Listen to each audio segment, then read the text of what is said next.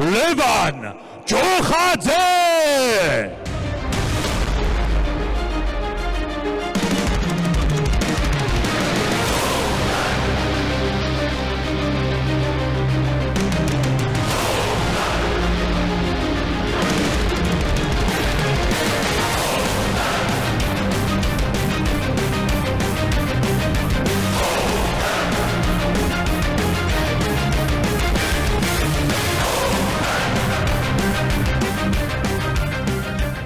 მისი მოწინააღმდეგე რინგის წითელ კუთხეში მოკრივე გორიდან ნიკა მთილიშვილი.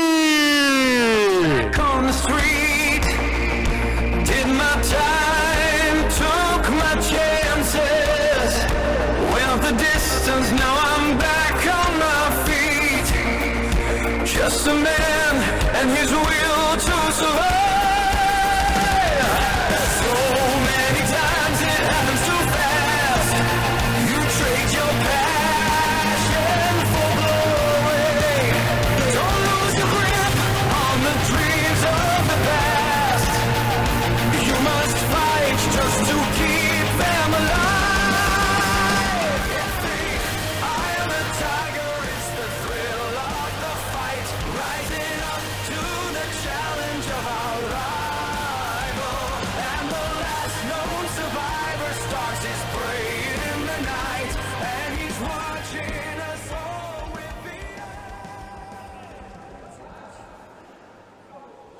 მაშასე მეგობრებო 61 კილოგრამ წონით კატეგორიაში ორი გორთაბრძოლას ვიხილავთ. ახალ ბედა მოკრივეები არიან ერთმანეთის წინაშე გორელი ნიკა მთიულიშვილი და რუსთაველი ლევან ჯოხაძე. ორივე მათგანისთვის ეს არის მეორე ორთაბრძოლა პროფესიონალური კრივის რინგზე.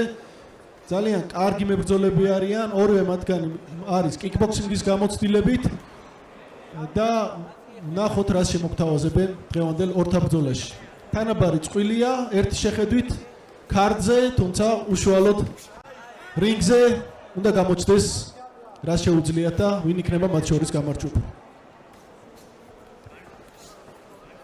ჩემთვის კარგად ცნობილია ორივე სპორტსმენი კიკბოქსინგიდან, ვაიმე ძალიან ნოკდაუნი.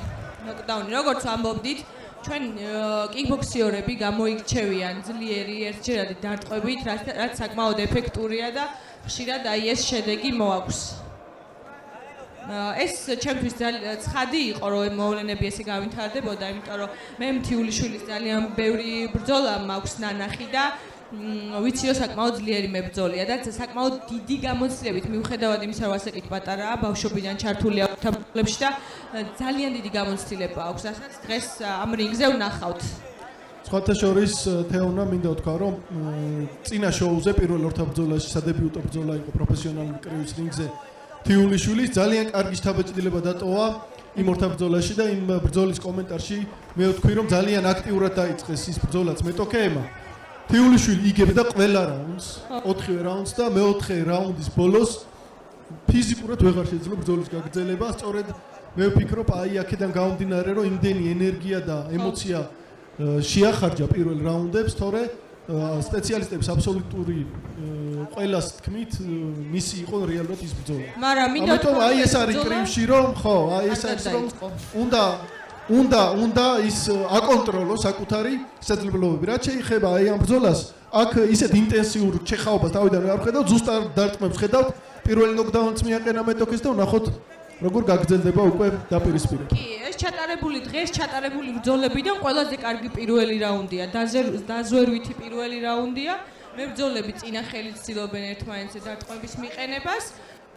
კარგი ჯებებია, კარგი აცილებებია, სწორ დროს გამოსვლებია, ანუ პირველ რაუნდში არ ცდილობენ სრულად ენერგიით ჩადებას და ერთმანეთს სუსტ წერტილებს უძებნიან და კარგი შეტევა იყო 1-1-2. დარტყმა მიზანში იყო, ნუ ძლიერი არ ყოფილა, მაგრამ იყო მიზანში. ჯოხაძეს მხრიდან, მაგრამ ნუ მთიულიშვილის დარტყმები უფრო ძლიერია. ხედავთ თითქოს მთიულიშვილის დარტყმები უფრო აქცენტირებული, უფრო ძლიერი დარტყმებია. როგორც ვიცით, იმ ნოკდაუნის მერე, რომელსაც მებრძოლი გააკეთებს ხოლმე, არ უნდა მოწყდეს და ყურადღება არ უნდა მოადუნოს. ნახოთ, მე მომეწონა ეს პირველი რაუნდი, ძალიან ჩამოყალიბებული, მიუხედავად იმისა, რომ პასაკით პატარები არიან, ძალიან ისეთი დაღვინებული რაუნდი იყო, როგორც მოკრივეების. ნახოთ რა იქნება შემდეგ რაუნდებში. დარწმუნებული ვარ, რომ არც ერთი მათგანი არაფერს არ დათმობს და მორიგი დაძაბული ორთაბრძოლა გოელის ჯოხაძის შესახებ მინდა აღვნიშნო, რომ სხვათა შორის ძალიან გამორჩეულია იმ კუთხითაც, რომ გულშემატკივართან მუშაობს ძალიან კარგად, აქტიურად აყვა თანამედროვე ტრენდს და ჩვენს მოთხოვნებს და დასაფასებელია ეს ყველაფერიც, იმიტომ რომ თანამედროვე კრივში და შეიხარ ამის ერთ-ერთი ყველაზე უფრო კარგი მაგალითი არ არსებობს გულშემატკივართან კარგად ურთიერთობის გარეშე წარმატება და ამ ხრივ ჯოხაძე ნამდვილად გამორჩეულია. ნახოთ უშუალოდ რინგზე რას შემოგთავაზებს.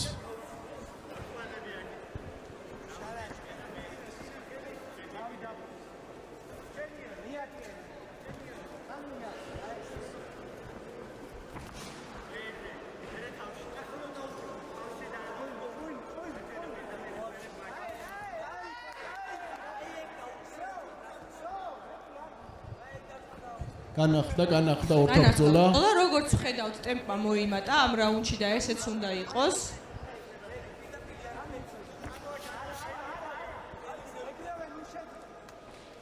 ჯოხაძე გადავიდა პირველ ნომრად მუშაობაზე. კარგია, კარგად ამზადებს შეტევებს, ტანით მუშაობას, კორპუსით მუშაობას ამატებს, ფეხებიც კარგად უმუშავებს საკმაოდ და წინა ხელიც. კარგად ამზადებს შეტევებს.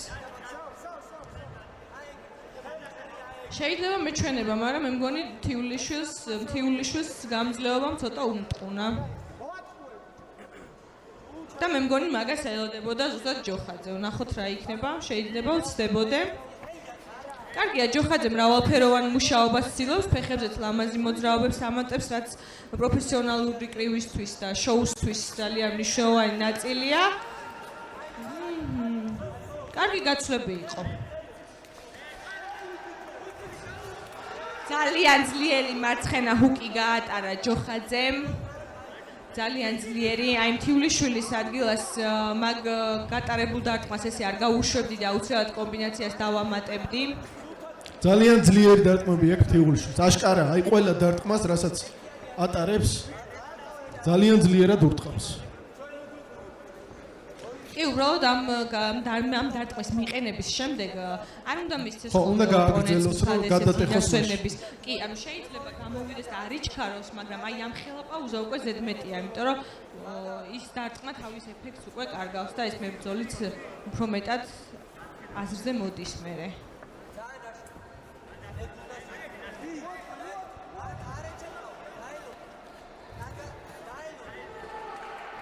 კარგი კორპუსით მუშაობა მთიულიშვილისგან, კუთხეში, კარგი გამოსვლა კუთხიდან, მარცხენა საისტეპით.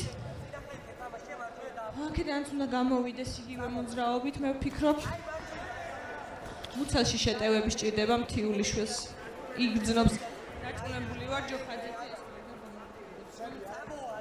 მთიულიშვილმა მუცელში განახორციელოს დარტყვები.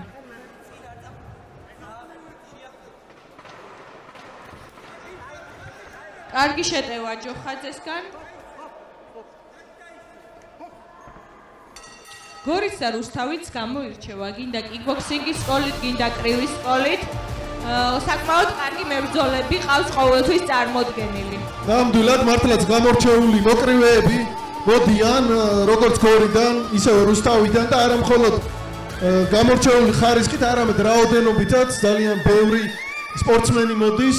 ზოგადად მინდა ვთქვა, რომ გორი სპორტული ქალაქია, საყოველთაოდ აღიარებული, თუმცა ბოლო დროს რუსთავიც არანაკლებ წარმოჩინდა როგორც ძალიან სპორტული ქალაქი, განსაკუთრებით კრივში, მით უმეტეს სწორედ რუსთავიდან გახლავთ თანამედროვე ქართული კრივის ლიდერი ლაშა გურული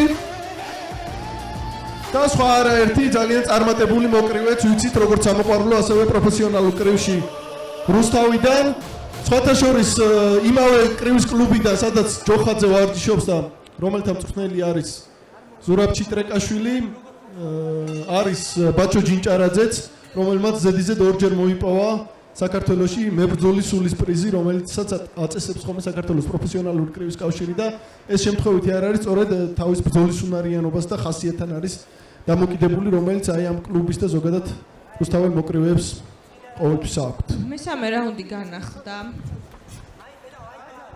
ორივე მებრძოლს კარგად ყავს ერთმანეთი დანახული და იციან რომ რაღაც ნაჩქარევი გადაწყვეტილებები შეიძლება ძვირად დაუждეთ, ამიტომ ისევ სინჯავენ ერთმანეთს.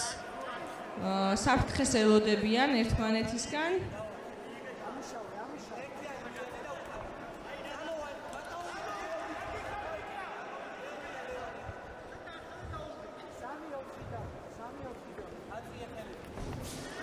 უნდა აღინიშნოს, რომ ნიკა მთიულიშვილის წვრთნელი გახლავთ ვლადიმერ ჯანეზაშვილი და მათი კლუბი,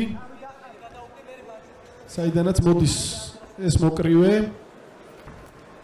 და ზოგადად ძალიან ბევრი პროფესიონალი მოკრივეა ამ კრივის კლუბიდან წარმოდგენილი. დღესაც და ზოგადად ქართულ პროფესიონალურ კრივში. მთიულიშვილი ახლა იტყუებს ჯოხაძეს, რაღაცნაირად ესე მგონია, რომ უმზადებს კარგ შეტევას და იტყუებს თავის კეში გნით. მე ვფიქრობ, ახლა იქნება ხო აფეთქება მთიულიშვილისგან. მივუხდი ჩანაფიქრს. კარგია, აი ეს უნდა მთიულიშვილს, რაც ახლა გააკეთა მარჯვენა პირდაპირი, სუფთად მოხვდა მუცელში და ეს რო გამეორდეს მეორედ მესამედ, ეს უკვე თავის საქმეს გააკეთებს და ჩემი აზრით აქამდეც უნდა მისულიყო მანდამდე, რომ მუცელში გაეკეთებინა ის შეტევები, რასაც თავში ვერ ახვედრებს. კარგი მარჯვენა პირდაპირი იყო ჯოხაძესგან, ძალიან ზუსტი, სწრაფი, მინდა აღვნიშნო. ძალიან მშვიდად მუშაობენ მოკრივეები, მე მომწონს. ხო, ანუ ემოციებს არ არიან აყოლილი ტვინით მუშაობენ. ერთმანეთის დაჭერას ცდილობენ, შეცდომებზე. გამოცდილი მოკრივეები იქცევიან ნამდვილად. დარტყმებს ატარებენ, მაგრამ არ იმჩნევენ, ისევ კარგად განან ფეხს და ელოდებიან თავის მომენტს, ეძებენ თავის მომენტს.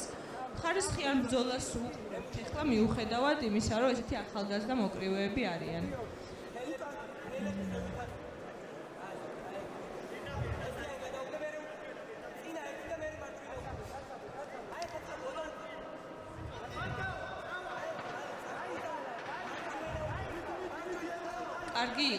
კარგი იყო, ახლა ჯოხაძე ფაქტობრივად ჩემს გონებაში იჯდა და ზუსტად ის დარტყმა გაუშვა, რასაც კი, ნამდვილად ფიქრობდი, მარცხენა პირდაპირი, მარჯვენა ჰუკი ზუსტად მთიულიშვილს. ნამდვილად ჩანს როსხარტი გონება აქვს, ჭკვიანი მოკრივია.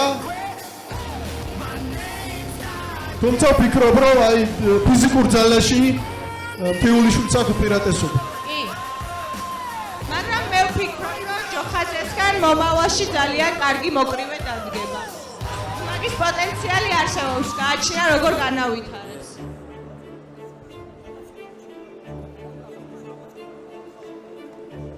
დაველოდოთ მეოთხე და გადამწყვეტ რაუნდს. მე ვფიქრობ, პირველი ბრძოლიდან მთიულიშვილს კარგად აქვს დასკვნები გამოტანილი. არც დაღლილი ჩანს. აკონტროლებს ბრძოლის მიმდინარეობას, ტემპს და დღეს გაცილებით უკეთესია ვიდრე პირველ დაპირისპირებაში. არც შეახარჯა მთელი ენერგია პირველ რაუნდებს, აი ახლა ვხედავთ, რომ რაც შეეხება ამ მებრძოლს სისტრაფეც აქვს შენარჩუნებული და ლევან ერთი წონა არის, ან თუ ჯოხაძეს ნაკლები აქვს ჩაბარებული? არა, ზუსტად თანაბრად ჩააბარეს წონა, აწონებს.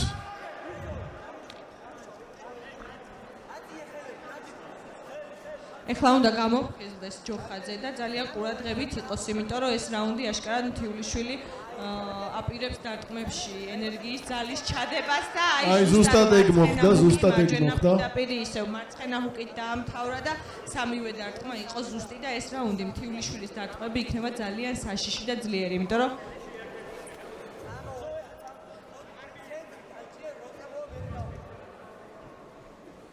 ხარჯება ბოლომდე ძალიან ჯოხაძეს მართებს, რომ ძალიან ისეთი დაკვირვებით იმუშაოს. უნდა ითქვას, რომ დაცვასაც უნდა მიხედოს, არა მარტო შეტევას.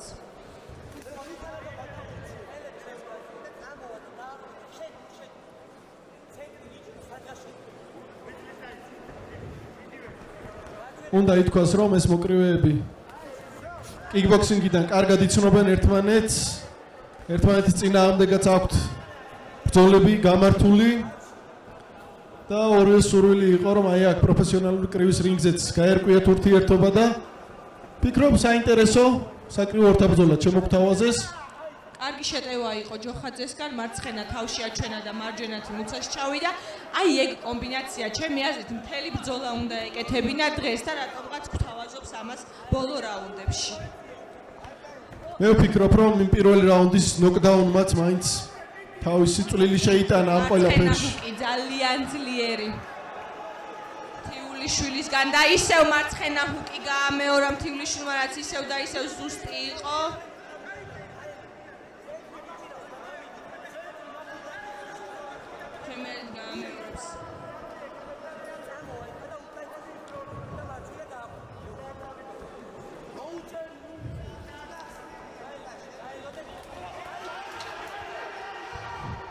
ისევ და ისევ ერთი და იგივე დარტყმას ატარებს სამწუხაროდ ჯოხაძე.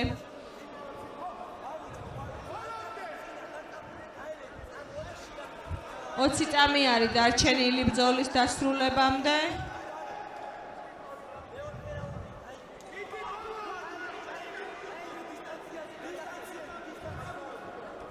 გააქტიურდა ჯოხაძე, იცის რომ ის გატარებული ჰუკები უნდა ამოიღოს, ასე ვთქვათ და ფულები დააგროვოს.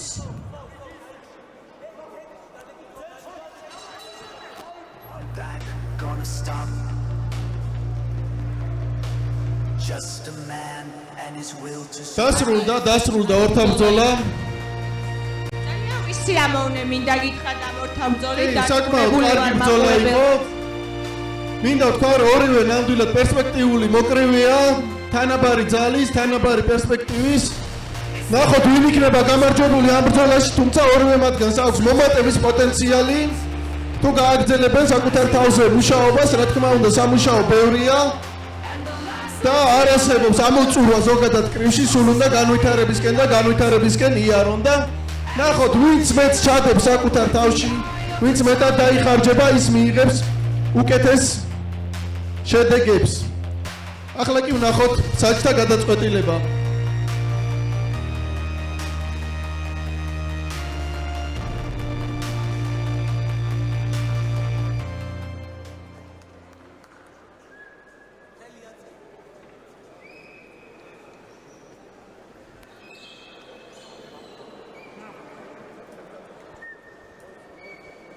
ორივე მებრძოლი კარგი იყო ბრძოლაში, მაგრამ ნახოთ ვის მიენიჭება გამარჯვება. ხო, თუ იმ პირველ ნოკდაუნსაც გავითვალისწინებთ და ბრძოლის მიმდინარეობასაც, ალბათ უფრო უპირატესობა წესით თიულიშვილის მხარეს უნდა იყოს, თუმცა მე არ მიყვარს მოვლენების გასწრება, მოვლენებისთვის ასე ვთქვათ და მაინც დავალედოთ რას იტყვიან ჩვენი კომპეტენტური საჯები. ორივე კარგი იყო, ორივე მებრძოლი კარგი იყო. მე ავწიოთ. ხელი უეთია ფრესო გავიძახი.